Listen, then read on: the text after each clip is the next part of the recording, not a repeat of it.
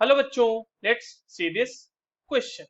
Which of the following pairs of molecules have practically the same mass. हमारे पास यहाँ पे hydrogen और उसके जो बाकी कंपाउंड्स होते हैं उसके चार पेयर्स दिए हुए हैं बच्चों, और इनमें से पूछा जा रहा है कि प्रैक्टिकली इनमें से किस दो मॉलिक्यूल का जो मास होगा वो सेम मास होगा। तो चलिए एक एक करके हम सारे का मॉलिक्यूलर मास कैलकुलेट कर लेंगे, बट उससे पहले ये देख लेते हैं कि इस क्वेश्चन को सॉल्व करने के लिए हमारे पास कौन से की कॉन्सेप्ट की जानकारी होनी चाहिए।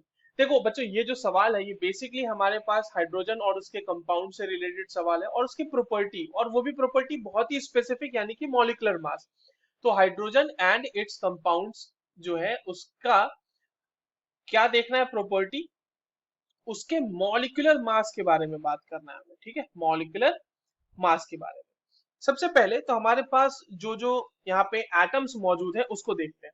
देखिए, हाइड्रोजन के तीनों आइसोटोप्स का यूज करना है हमें। तो एक आइसोटोप होता है 1H1 जिसे हम प्रोटियम बोलते हैं, उसका मास नंबर 1 होता है।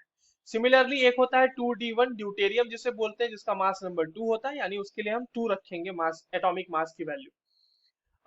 ट्रीटियम होता है हमारे पास 3T1, और हमारे पास एक दिया हुआ है ऑक्सीजन, तो 16 8 ऑक्सीजन 16 उसका मास नंबर होता है।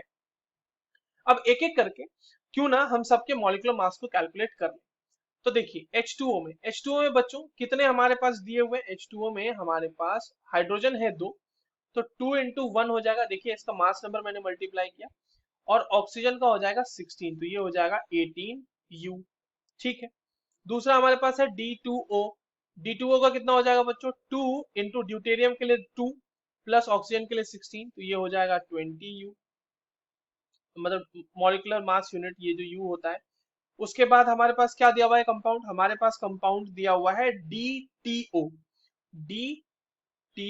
DTO में क्या हो जाएगा, देखिए ड्यूटेरियम के लिए ड्यूटेरियम के लिए 2, ट्रीटियम के लिए 3 और ऑक्सीजन के लिए 16, तो ये हो जाएगा 21U। उसके बाद हमारे पास क्या कंपाउंड दिया हुआ है, हमारे पास कंपाउंड दिया हुआ है HTO। HTO में क्या हो जाएगा 1, हाइड्रोजन के लिए 3, ट्रीटियम के लिए 16, ऑक्सीजन के लिए ये हो जाएगा 20U। एक और कंपाउंड हमारे पास क्या दिया हुआ है, वो दिया हुआ है HDO। तो HDO क्या हो जाएगा हमारे पास, 1 + 2 + 16, और ये आ जाएगा आपके पास 19U। तो आप देखिए दो दो ऐसे मॉलिक्यूल मिले हैं जिसका 20U आया है, इसी दोनों का मास मास जो है वो सेम होने वाला है।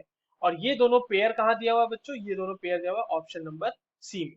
So that is the correct answer. I hope you understood this well. All the very best.